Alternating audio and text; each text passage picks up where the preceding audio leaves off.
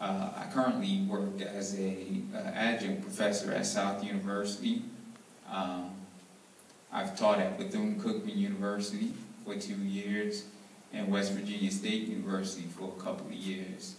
My area of expertise is in philosophy, contemporary philosophy, and contemporary sociological theory. I am the author of 15 books and several journal articles. And my area of focus is on consciousness. And by consciousness, I mean the origins of consciousness, the contents of consciousness, and how do we know the epistemology of consciousness? How do we know what we know, and how do we justify what we know? I was trained as a structural Marxist and a phenomenologist philosophically. Those are my philosophical orientation. My most recent book, which is, I don't know if you all picked up the flyer, is on race and class distinctions within black communities, co-authored with Dr. Carol Tomlin, who teaches at Oxford University and Wolverhampton University in the UK.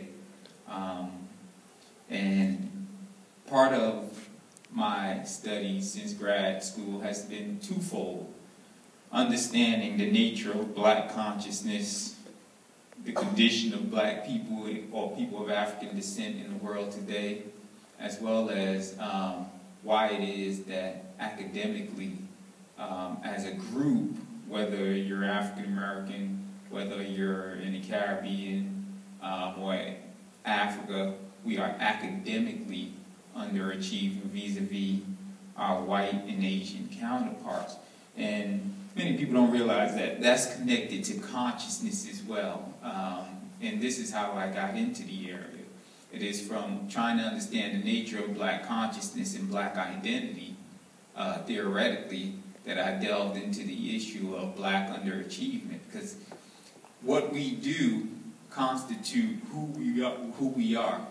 In consciousness, we call it practical consciousness. The everyday things that we do in the world determine our consciousness, how we think about ourselves, how we go about existing, how we think about our connection to the universe. So the understanding of consciousness, as well as in crisscrossing into trying to understand the black academic achievement gap, are interconnected. Now, I developed a theory in grad school called a mismatch of linguistic structure and social class function.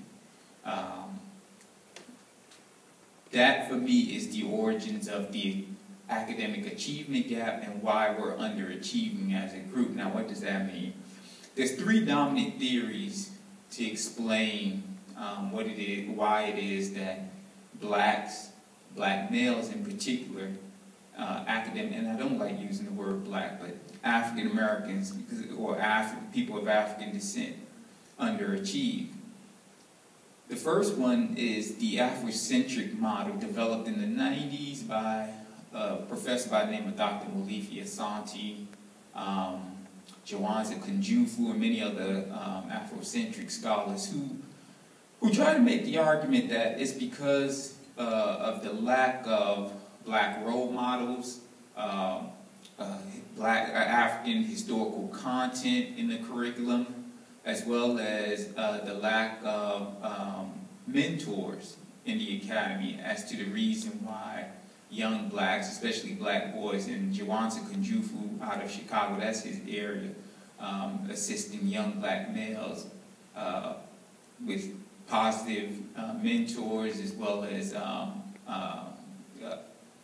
culturally relevant curricula, that we don't see ourselves as people of African descent in the curriculum materials utilized in the schools.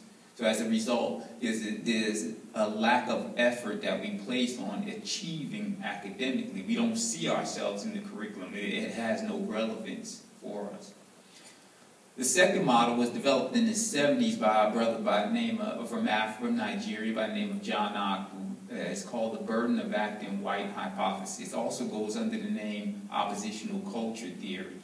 And what that hypothesis argues, and most of Agbu's work is in middle class black America, in the suburbs, looking at why it is that middle class African American males and females underachieve. And he argues that, he calls it the burden of acting white. Young black males and females view academic achievement and success as the status marker of whites. So they intentionally underachieve on standardized tests because they don't want to be labeled acting white by their black peers. So that hypothesis has dominated the academic literature for the past 20, 30 years. The most recent theory was made famous by a sociologist by the name of James Mocombe, and now Prudence Carter out of Stanford and Carolyn Tyson out of the University of North Carolina. They subscribe to this view, and it's called the opportunity gap theory.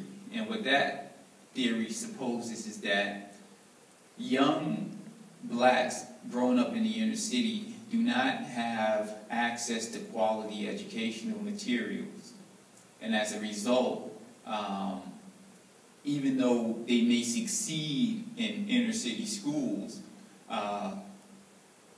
compared to white suburban schools, they're still underachieving because the quality of the educational materials in the inner city schools are not on par with the quality of the educational materials in the suburban schools. So those three theories have dominated the academic literature pertaining to African and people of African descent in their academic underachievement. As a result, public policy is geared towards those three areas. For example, school systems will prescribe mentoring programs to assist young African American males to see themselves in the curriculum, partner with people of African descent who have achieved success. The other policy prescription is the equitable funding of schools.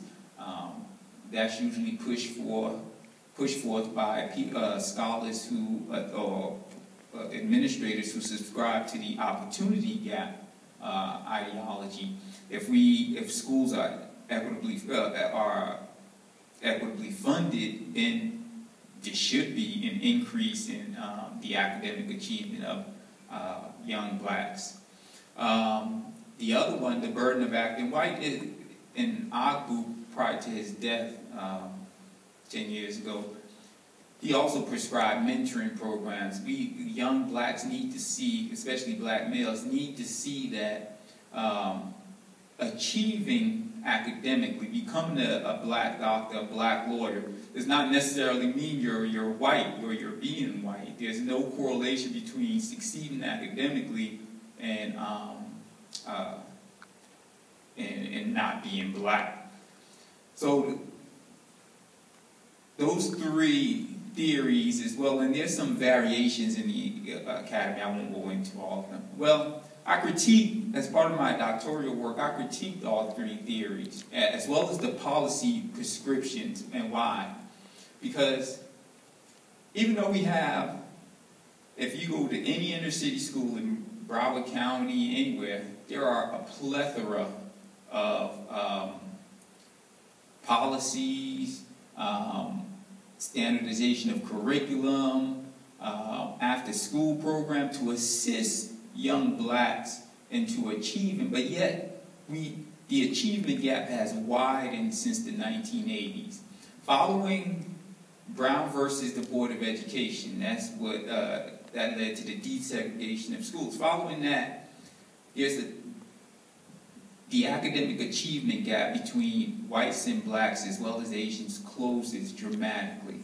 Then it widens again beginning in the 1980s. So from the 1980 to contemporarily, the gap has widened. It's doubled in what it was in 1954 prior to Brown versus the Board of Education. So why is that? In spite of the fact that we have all of these things in place to help young blacks, there are mentoring programs,